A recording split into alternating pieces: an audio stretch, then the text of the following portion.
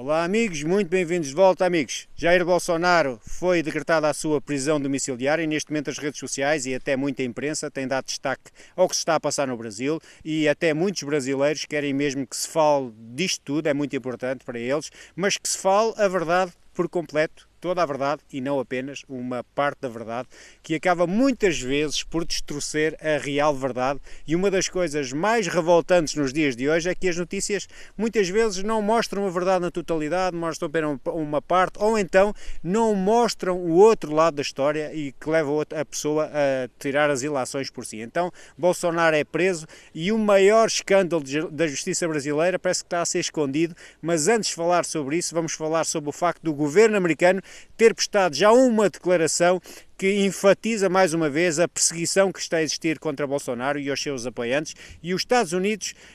dizem, fazendo aqui a tradução da Declaração dos Estados Unidos, os Estados Unidos condenam a ordem de Moraes que impôs prisão domiciliária de Bolsonaro e responsabilizarão todos aqueles que colaborarem e facilitarem condutas sancionadas. Deixem Bolsonaro falar. O ministro Alexandre de Moraes, já sancionado pelos Estados Unidos por violações de direitos humanos, continua a usar as instituições brasileiras para silenciar a oposição e ameaçar a democracia brasileira. Os Estados Unidos condenam a decisão do ministro Alexandre de Moraes, que impôs a prisão domiciliária a Jair Bolsonaro, afirmam que todos aqueles que colaborarem ou facilitarem esta ordem judicial serão responsabilizados. Mais uma vez, volto a repetir, todos aqueles que colaborarem ou facilitarem nesta ordem judicial serão responsabilizados. Apelam à liberdade de expressão com a frase "deixem Bolsonaro falar". Acusam Moraes de atuar com abusos de direitos humanos, usando o sistema judiciário para silenciar opositores e, acima de tudo, ameaçar a democracia brasileira. Por isso, amigos, isto é muito importante e obrigado a todos aqueles amigos que estão no Brasil que mandaram então mensagem a dizer pá, vê lá isto, vê o que se passa no Brasil, e cada vez que eu vejo, sinceramente, custa perceber como é que o Brasil chegou a esta situação de um momento para o outro, e dá uma angústia enorme perceber que uma ditadura chega de um momento para o outro. Como grande parte, muitas vezes, das coisas na nossa vida, há pessoas que estão mais alerta do que outras, e isto já só ouvi falar há tanto tempo, mas as pessoas muitas vezes esquecem-se e de um momento para o outro tu entras em ditadura e toda a gente sofre. Então este juiz que prendeu o Bolsonaro foi aquele juiz da lei Magnitsky, que é aquela lei que destrói financeiramente qualquer pessoa que comete atrocidades horríveis, que faz coisas horríveis. Então este juiz que...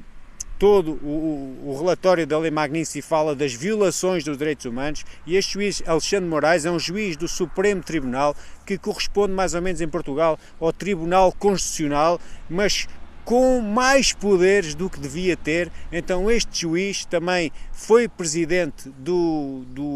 Tribunal Eleitoral, que ele chamou a TSE, o tribunal que organiza as eleições do Brasil, onde existe um sistema informático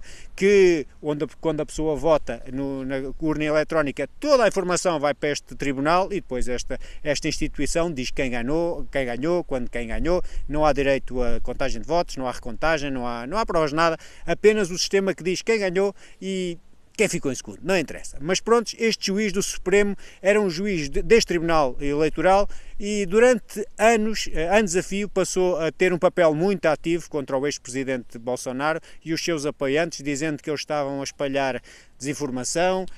notícias falsas, ou então, que isto usa-se muito, que é a ameaça à democracia. Mas em vez de seguirem o processo normal e o processo legal com a investigação, o Ministério Público, tudo como deve ser, seguindo os parâmetros normais da lei, Moraes começou a tomar decisões diretas, mandou censurar publicações, mandou prender deputados, bloquear contas nas redes sociais e até abrir inquéritos por conta própria, como eles chamam os inquéritos por ofício. E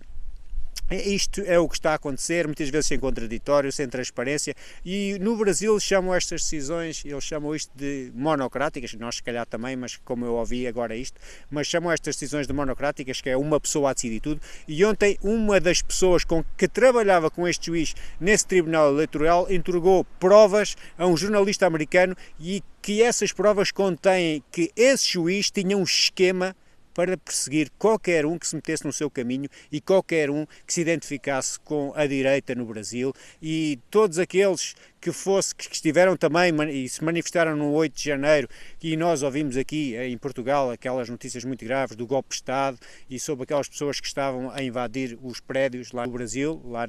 em Brasília, e muitas dessas pessoas foram presas injustamente, e muitas apenas por terem uma publicação a contestar ao tribunal ou mesmo a contestar Lula, e foram condenadas por 14, 15, 16, 17 anos de prisão apenas por criticarem um juiz ou então por criticarem Lula. Criticarem o Presidente, ouviram bem, o homem que trabalhou para Moraes, então este Eduardo Tagliaferro, foi assessor lá neste tribunal, uma espécie de responsável por vigiar as notícias falsas, ou as fake news, como eles dizem, e então ele denunciou que recebia ordens diretas de Alexandre Moraes para investigar as pessoas, criar relatórios, alimentar inquéritos no Supremo Tribunal, e tudo de uma forma ilegal e secreta, diz ele, e neste momento existem já provas, e o governo americano também já está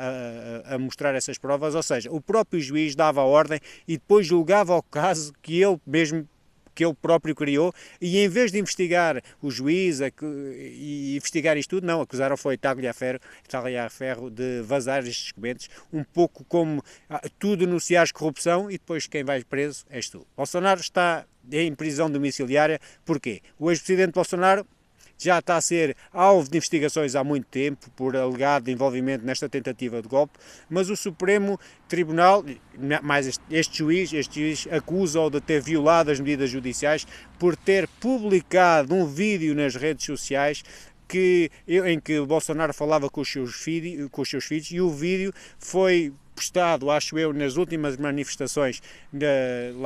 que houve agora há 2 dias no Brasil, uma coisa gigantesca. Isto tudo foi considerado um incitamento, e usaram isto para justificação para colocar o Bolsonaro em prisão domiciliária. Ele está proibido de utilizar telemóvel, de falar com os seus apoiantes e até mesmo receber visitas sem autorização. E qual é que foi a reação dos Estados Unidos? Foi esta declaração que